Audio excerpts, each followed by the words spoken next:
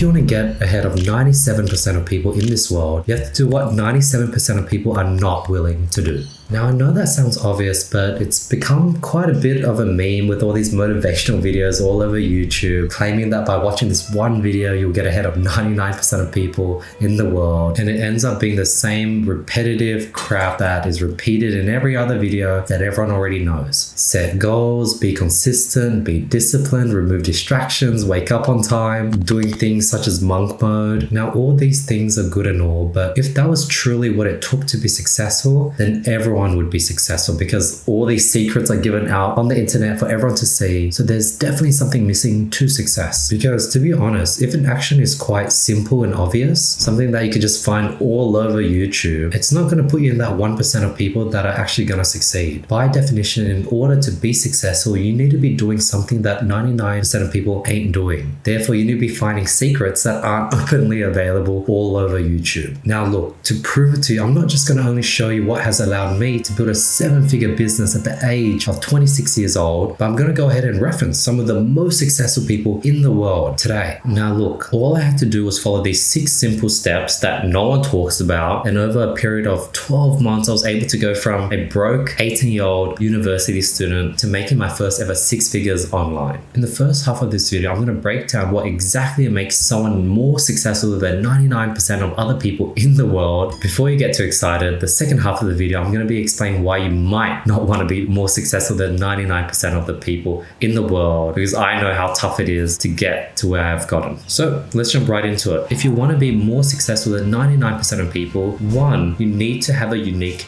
edge. 2, you need to be able to thrive as a lone wolf. 3, you need to be able to deliver. 4, you need to know how to go ahead and navigate enemies. 5, you need to go through life staying quiet. And lastly, 6, you need to be constantly pulling the slingshot back. So let's start with 1. Having a unique edge. You want to be only doing things that you have a unique competitive advantage in. Only do things when you have an edge. So for example, if you're looking to get into real estate, if everyone is using a buyer's agent and you just use a buyer's agent, there's no edge there for you. On the other hand, let's say I live in an area. I'm willing to overbid to buy something in my area just because I know my area. I know what street is good, what street is quiet. I want to live next to my mom so that when I have kids, my mom can, I'm willing to overpay, and that would be my edge because I have my family and my mom has a spot, my uncle has a spot, all in the same area. That's my edge, so I can overbid and play that game. And when you play this game, if it's your game and you have an edge, you can make mistakes. You can afford to make mistakes. Therefore, based on that concept, I should not buy Bitcoin because everyone can buy Bitcoin. What is my edge? There's no barrier to entry to buying Bitcoin. Whereas when it comes to hiring employees, creating content, editing content, I have an edge in that, so I should go all in on that. So double down on things that you have an edge in. And in order to do that, you need to realize that you are a unique human being. And to shine, all you have to do is just to be yourself. Andy Warhol once said that in the future, everyone will be famous for only 15 minutes. It's scary how well he predicted this. It's so true. Because in today's time where everyone is able to go viral and famous and get millions of views, they just peak and they just crash and they disappear. They're famous for only literally 15 minutes. And this is only going to get more and more prevalent, especially with AI, where there's going to be a huge volume of supply. We're going to be thrown into a world where the algorithms get so good, where there's a huge amount of demand and consumption. So people will constantly be getting famous and just disappearing, because this just shows that every single person is unique. Every single person has something special to them that they can go viral with if they truly be themselves. But the good side is, as we move forward into this future, there's going to be less and less people who are truly themselves. So if you're truly yourself, you'll have an edge. So just truly be yourself. That brings us to number 2. To be able to thrive as a lone wolf, you need to be able to walk on your own. Learn to walk alone. No one will stay with you forever. Every time I've surrounded myself with people, I forget how to be alone. I forget how to be self-sufficient. As I've gone through life, as I've met so many people, Most people are only there for a chapter of your life. Of course, you'd want someone to be your friend forever and be friends for 50 years, but most likely you're only going to be friends for 6 months, 12 months, 18 months. You'll grow apart, you go off on your own, and you'll be alone again. So learn to walk alone, not because you're a lonely person and that you're cynical. Do it because only you have your back. Do it because you want to be able to stand on your own 2 feet, and do it because you don't want to be relying on other people for you to be happy. So learn to walk alone and understand that no one will stay with you forever. And plus, this is the only way to get in healthy relationships. Most relationships don't work out because both individuals don't know how to sort of be alone, don't know how to stand on their own 2 feet. That's what leads to codependency. So learn to walk alone, learn to be happy walking alone, and learn to be grateful.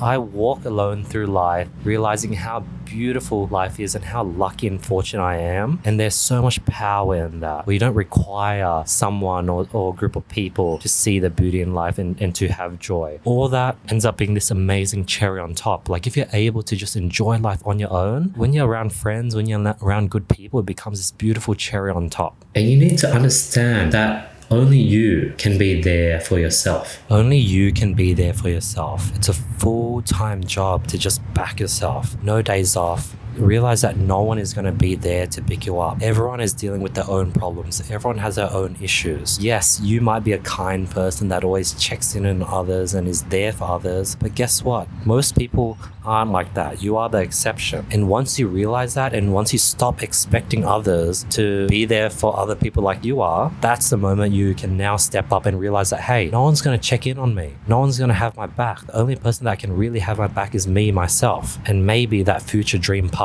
that is going to be there for you. Everyone has their own problems. Don't expect others to be like you, and realize that, hey, looking after yourself itself is a full-time job. So as a result, you should never ask for help. I've gone through life never asking for help, never asking for anything whatsoever, despite constantly giving. And there's been a few times I've asked for help, such as helping me paint my mum's house or helping me pick a bridge, but most of the time people have been just busy and couldn't help out when I asked. Realize that it's not a bad thing. Like, you're storing all this potential energy. Life is Newton's energy. Energy cannot be created nor destroyed. So when you're giving, and you're not asking for any help, you're just storing all this potential energy, and it's going towards your success. It's going towards giving you good karma, giving you good luck. So absorb this feel. See it as a good thing. Keep giving. Stop. Never ask. And trust me, you'll have so much potential energy that you can't not succeed in life. You're always going to have to just lock in and be on your own. As much as you want to have a partner, a girlfriend, whatever it may be, you're going to have to just lock in and be on your own for quite some time. Sometimes when I'm feeling down and out and sort of not motivated, I'm scrolling through Instagram and I'm just seeing this sort of Instagram baddie, and I'm like, dude, I want this girl so badly right now. And then I remind myself that, hey, if I'm not a man that can really process my feelings, process that feeling of being down all on my own, I have no shot of sort of bagging this Instagram baddie. So man up, get off Instagram, feel and process how you're currently feeling, and get on with the day. Therefore, stop needing that need for replies, that need for people to like you and reciprocate. You are a lone wolf. Why do I crave a response or a reply from people? Because the best version of myself wouldn't care. The best version of myself will give out energy and just have no need for it to come back around, because that's how happy and content he is with himself. And I want to get there. I think it's rooted in the fact that knowing I have everything I have right now. I have all the love, the care, the energy at this very moment. The universe, God is there for me, and that's all I need. Being present and just being, not having any expectations, not wanting anything. And if I can constantly bring myself to that center, that place of like, I'm just existing right now, I'm just being. Like every time I tap into that place, all the anxiety or that want for a certain reply or someone to get back to me goes away. So I think it's constant repetitions of constantly bring myself back to the now, back to this very moment, and just being. And when I'm just being,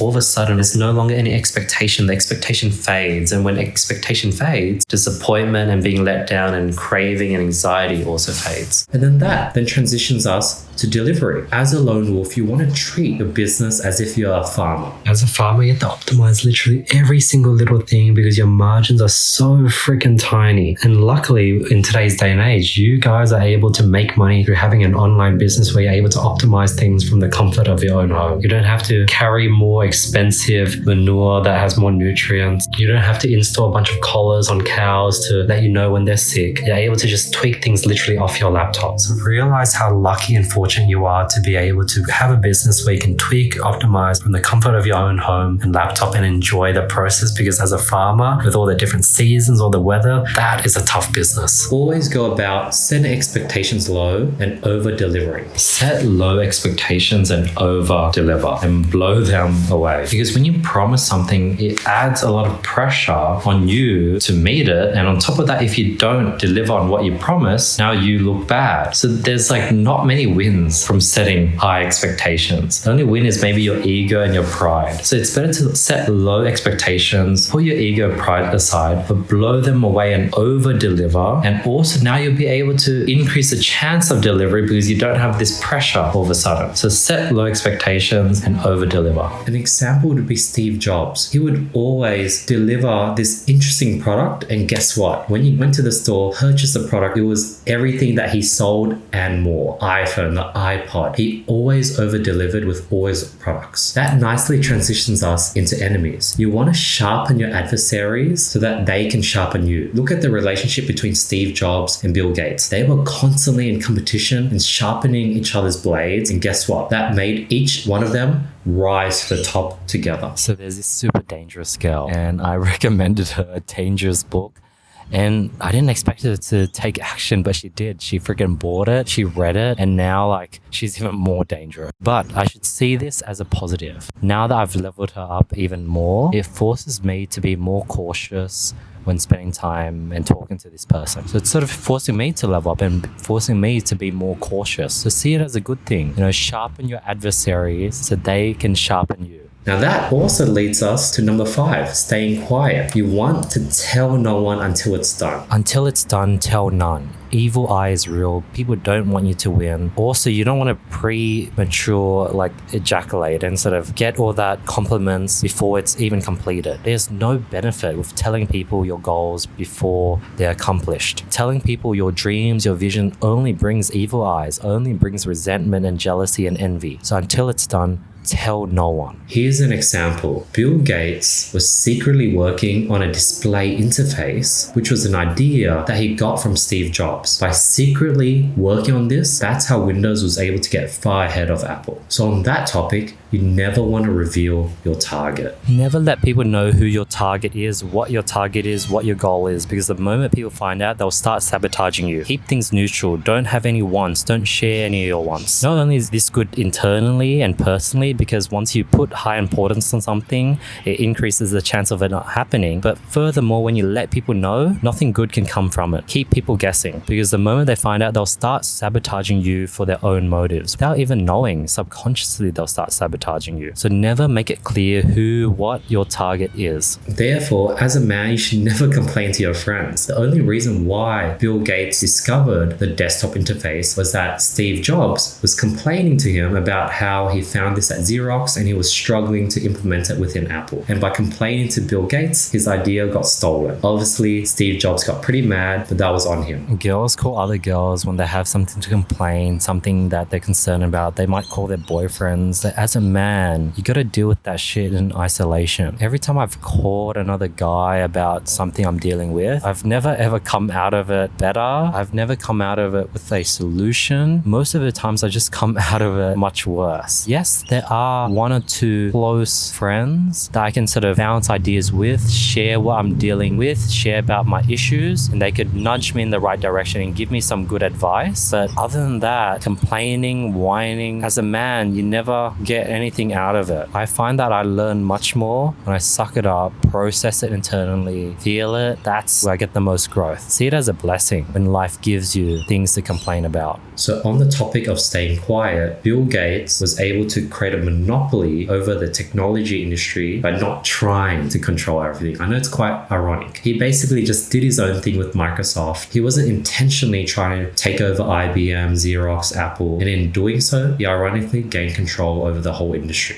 You gain control by not trying to gain control. If you're in a group setting, if you're the person trying to be the leader, trying to control the situation, guess what? People don't trust you, and ironically, you're not going to get the control you're looking for. But if you're that person that's supporting in the background, that person is doing things when needed, when asked for, and you're following through and you're sort of completing and doing the job well when asked, that's the person that eventually gets the control, because that's the person that everyone trusts. When you're doing things that people aren't needing or aren't asking for, it's not being appreciative. But when you're doing nothing and you're being a slacker, but every time someone asks you for help, you show up, you pull through, you do it at 120%, you naturally become the go-to person for leadership. Now let's talk about the last thing, constantly pulling back the slingshot. One, you're going to have to try hold back buying nice things as long as possible. If you look at Warren Buffett, he has lived in the same house since 1958. That is like nearly 70 years. He has not bought a new house. Another example is he was driving his 2006 Cadillac for the longest time. Try holding off buying nice things as long as possible. Don't make the mistake I did and get a G-Wagon and a bunch of Rolexes early,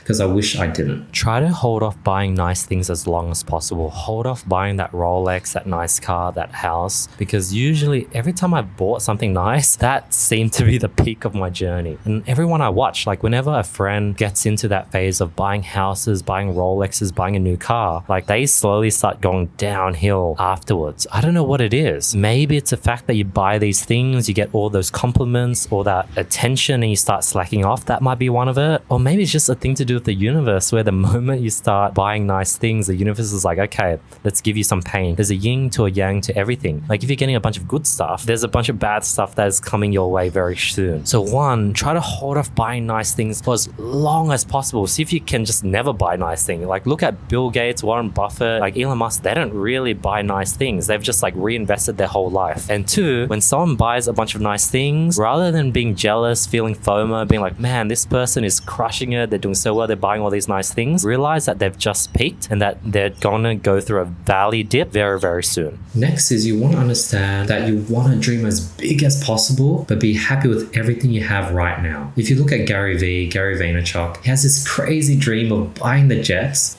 I'm going to buy the New York Jets. At the same time, he just enjoys the freaking journey. So what are you looking for, Andy? This is a question I always get asked. And I think the true answer is I'm not really looking. Like I'm pretty content with where I'm at. I'm content with the beautiful people that are in my life. I'm open to meeting new people, but I'm not searching. Yes, it would be amazing to find that amazing person that loves me for who I am, but like I'm so happy and grateful for the current people in my life. Like here's a metaphor. Yes, I'd be pretty happy if someone gave me $100 million in my bank account, but I'm pretty happy with how things are financially going on at the moment. I'm able to live a pretty amazing life, just is. And if I can get $100 million in my bank account, that'll be a cool cherry on top. So in conclusion, yes, I am working towards every single day finding that perfect partner that I'm looking to build a family with. But at the same time, I'm not really looking. I'm just so happy with the current people in my life. Yes, I am looking to make $100 million, but I'm not really. I'm just focused on how amazing this day-to-day life is and how grateful and blessed I am day to day. And lastly, if you want to get ahead of 99% of people, you have to be ready to lock in. If you look at successful people like Andrew Tate, they're working all the time. They're constantly locked in 24/7. Well, what color is your brigade? I'm ready to lock in. Dude, I'm in the pocket of life. I'm ready to take over. I'm ready to start saying yes to everything. I'm ready to start locking down and getting a fresh haircut every 2 to 3 weeks